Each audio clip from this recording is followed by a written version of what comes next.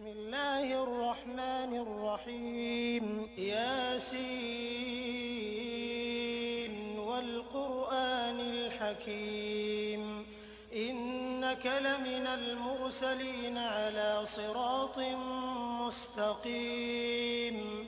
تنزيل العزيز الرحيم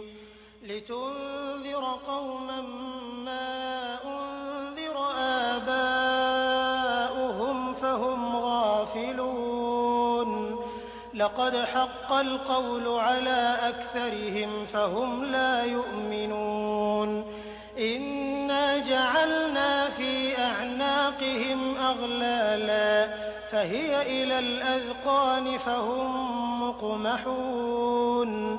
وجعلنا من بين أيديهم سدا ومن خلفهم سدا